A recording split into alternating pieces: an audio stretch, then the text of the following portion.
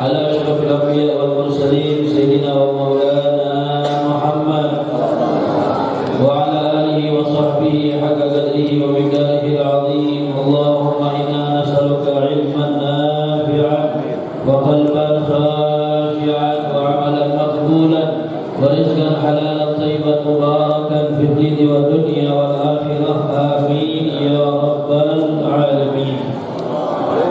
Sallallahu alaihi wasallam. Pada hari ini Allah Subhanahu wa taala mengumpulkan kita di dalam acara haul, yaitu Umi Hajah Hindu Juwita binti Kiai Haji Ahmad Juwaini, yang mana kita doakan semoga beliau diangkat derajatnya di sisi Allah Subhanahu wa taala dan diterima amal ibadahnya oleh Allah Subhanahu wa taala. Mudah-mudahan kuburannya dijadikan taman daripada taman surga. Amin ya rabbal alamin. Masyaallah hadirin wal hadirat rahimakumullah. Di antara tujuan diadakan acara haul semacam ini adalah supaya kita meniru dan mencontoh orang-orang yang telah meninggalkan kita daripada orang saleh, orang-orang yang telah pulang ke rahmatullah, yang membawa amal, yang membawa bekal, yang mana mereka menjadikan dirinya orang-orang yang cerdas, orang-orang yang pintar selama hidup di alam dunia. Orang yang cerdas bukan orang yang pintar dalam nilai sekolahnya. Orang yang cerdas bukan orang yang banyak mengumpulkan hartanya, tetapi orang yang cerdas yang dimaksud ini adalah cerdas di dalam ucapan Nabi besar Muhammad sallallahu alaihi wasallam. Nabi sallallahu alaihi wasallam menyatakan di dalam sabdanya, al-kayyisu man dana nafsuhu wa 'amila lima ba'dal maut. Rasulullah sallallahu alaihi wasallam bersabda, orang yang cerdas adalah orang yang selama hidup di alam dunia ini mereka bisa melawan hawa nafsunya dan memperbanyak amal ibadah untuk bekal ketika mereka meninggal dunia. Al-aqyas aktsaruhum lil mauti dzikran wa ahsanuhum lahu isti'dadan. Kata Rasulullah sallallahu alaihi wasallam, orang yang cerdas selama hidup di dunia ini adalah orang yang banyak mengingat kematian dan juga mempersiapkan amal ibadah kepada Allah Subhanahu wa taala. Hadirin rahimakumullah. Al-Imam Al-Haddad menyatakan sesungguhnya mengingat kematian ini amrun mustahab, perkara yang dianjurkan di dalam Islam, perkara yang dianjurkan oleh Nabi Muhammad sallallahu alaihi wasallam. Akan tetapi beliau menyatakan mengingat kematian ini adalah dorongannya supaya kita meningkatkan amal ibadah kita kepada Allah Subhanahu wa taala. Karena tidak ada manusia yang hidup di alam dunia ini kecuali finishnya adalah kematian, kecuali finishnya adalah berjumpa dengan Allah Subhanahu wa taala. Kalau seandainya manusia ini Allah takdirkan hidupnya kekal abadi, maka niscaya yang paling pantas adalah Nabi kita Muhammad. Tetapi Allah hanya memberikan beliau umur 63 tahun selama hidup di alam dunia. Dan Allah menyatakan kepada Nabi Muhammad, innaka mayyitun wa innahum mayyitun. Sesungguhnya engkau akan meninggal dunia dan semua manusia pun akan meninggal dunia, kata Allah Subhanahu wa taala. Akan tetapi ibadallah, di dalam mengingat kematian ini adalah supaya kita meningkatkan amal ibadah kepada Allah Subhanahu wa taala. Kuburan bukanlah hanya sebidang tanah yang kecil yang kita akan tinggalkan, bukan. Tetapi kuburan adalah tempat yang mana itu kita bangun selama kita di alam dunia. Ketika kita hidup di alam dunia inilah kita membangun kuburan kita, kita menghiasi kuburan kita membangunnya dengan pembangunan yang sangat baik, yaitu dengan amal ibadah kepada Allah Subhanahu wa taala. Maka seorang Sayyidina Uthman bin Affan, sahabat Nabi kita Muhammad sallallahu alaihi wasallam, yang dijamin surga olehnya Rasulullah, tetapi beliau ketika melewati kuburan pasti selalu beliau menangis, meneteskan air mata sehingga jangkutnya beliau basah. Ketika ditanya, kenapa wahai Uthman, engkau kalau mengingat surga dan neraka tidak nangis begini, tetapi ketika engkau mengingat kematian, mengingat kuburan, engkau akan menangis luar biasa? Maka beliau menyatakan, sami'tu Rasulullah sallallahu alaihi wasallam yaqul, saya mendengar Rasulullah sallallahu alaihi wasallam bersabda bahwasanya kuburan ini adalah alam pertama daripada tempat kita meninggal dunia, alam pertama akhirat kita. Sesungguhnya akhirat ini panjang. Wa ma hadhil hayatud dunya illa lahwun wa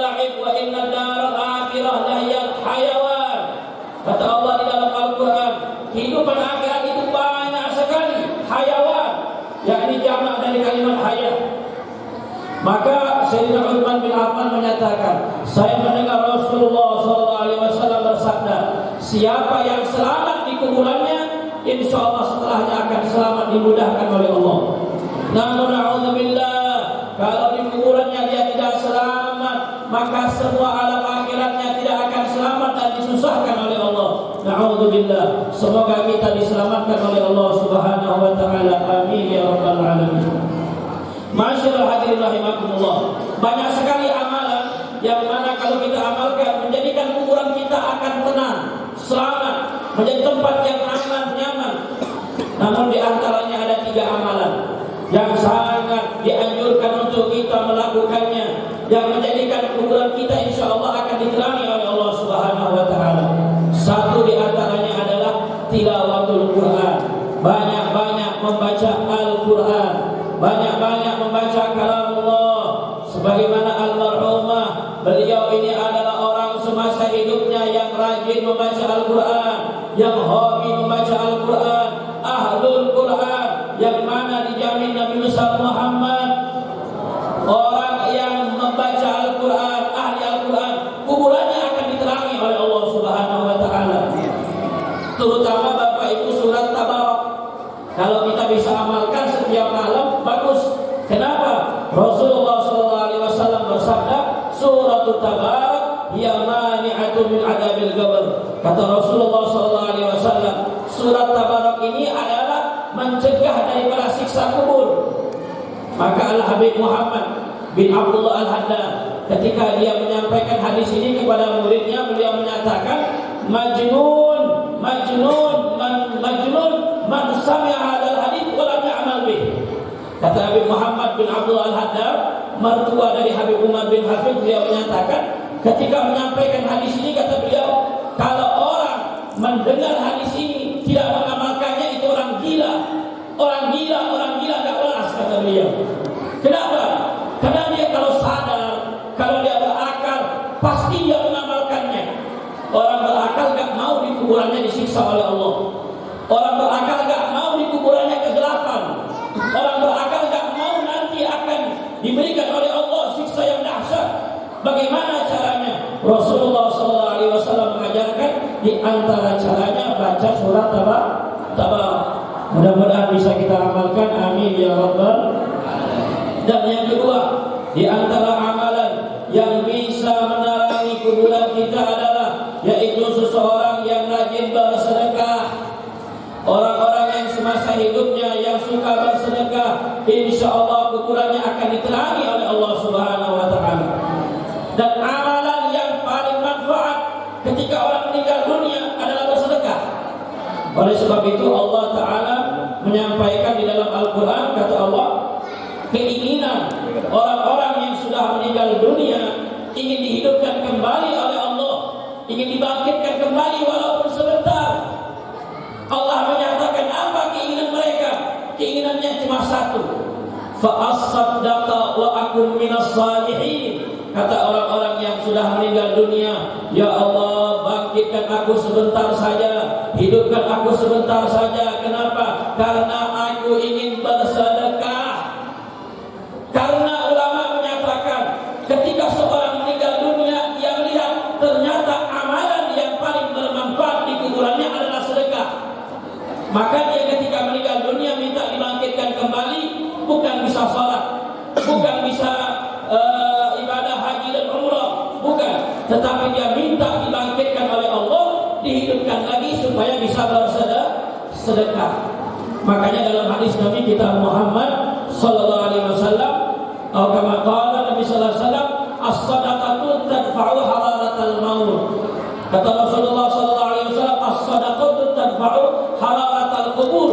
Kata Rasulullah, sedekah itu bisa menolak daripada siksanya panasnya di alam kuburan. Mudah-mudahan sedekah juga bisa kita amalkan. Amin ya rabbal alamin. Yang pertama, kalau mau selamat di kuburan, banyak-banyak baca Al-Quran. Dulu ada seorang ulama namanya Rabi bin Haytham.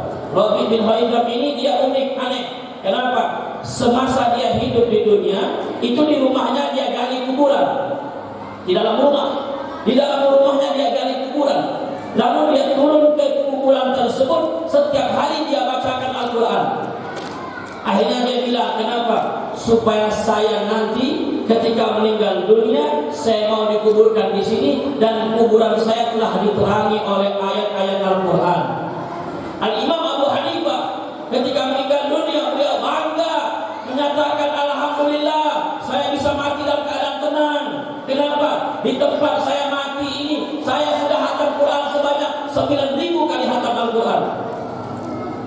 Bapak Ibu yang dirahmati Allah, semasa hidup kita berapa kali baca Al-Quran hatam? Kalau kita dibandingkan para sahabat, jauh.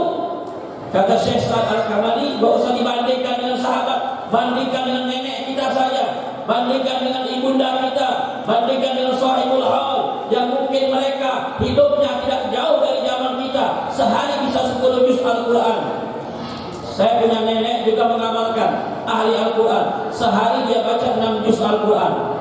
Setiap selesai sholat 1 juz Al-Quran, dan waktu tahajud 1 juz Al-Quran. Kadang-kadang ditambah setelah sholat duha.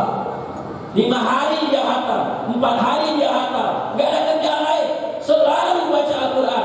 Kenapa? Karena mereka tahu dengan membaca Quran inilah kuburan mereka akan diterangi oleh Allah Subhanahu wa Ta'ala. Mohon maaf, kita mengaku umat Islam, umatnya Nabi Muhammad, tetapi kita jauh dari Al-Quran. Setahun gak hatam Al-Quran biasa saja, sebulan gak hatam Quran biasa saja.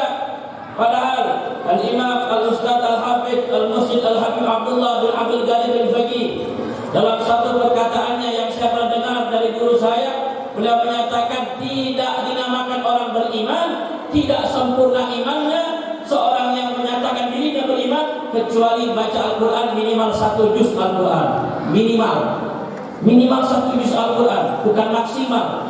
Kalau kita 1 ayat juga alhamdulillah. Maka oleh sebab itu yang mau kuburannya terang, yang mau kuburannya selamat, yang mau kuburannya damai, dari sekarang banyak-banyaklah baca Al-Quran. Nabi SAW menyatakan sebaik-baiknya ibadah umatku adalah bacaan Al-Quran. Mudah-mudahan kita bisa menjadi ahli Al-Quran sebagaimana almarhumah, amin ya rabbal alamin. Yang kedua, sedekah. Yang ketiga, di antara amalan yang bisa menerangi kuburan kita adalah mengajarkan kebaikan kepada orang. Mengajak orang kepada kebaikan, belajar dan mengajar kepada orang. Jadi yang ahli pengajian, setelah ngaji ajak orang lain, setelah dia tahu kasih tahu orang lain. Kenapa? Karena Allah Ta'ala mewahyukan kepada Nabi Musa alaihissalam. Kata Allah, wahai Musa, belajarlah engkau ilmu agama dan ajarkan kepada orang lain ilmunya. Kenapa? Saya akan menerangi kuburan orang-orang yang mengajak ilmu agama kepada orang lain. Jadi 3 amalan yang bisa menerangi kuburan kita. Yang pertama adalah membaca Al-Quran, terutama surah Tabarak. Yang kedua, memperbanyak sedekah. Yang ketiga, mengajak orang kepada kebaikan. Mudah-mudahan ini 3 bisa kita amalkan, menjadikan berkah hidup kita selama di alam dunia ini, dan mencontoh almarhumah menjadi umat yang ahli Al-Quran, yang insyaAllah kelak di kuburan kita akan ditolong oleh Al-Quran, di akhirat diberikan syafaat oleh Al-Quran. Allahumma ja'alna min ahli Al-Quran, Allahumma rzuqna syafa'at Al-Quran birahmatika ya arhamar rahimin. Allahumma la tahrimna ajraha wa la tamtinna ba'daha waghfir lana wa laha birahmatika ya arhamar rahimin. Wa sallallahu ala abdika wa nabiyika sayyidina Muhammad wa akhiru da'wana alhamdulillahi rabbil alamin. Wassalamu alaikum warahmatullahi wabarakatuh.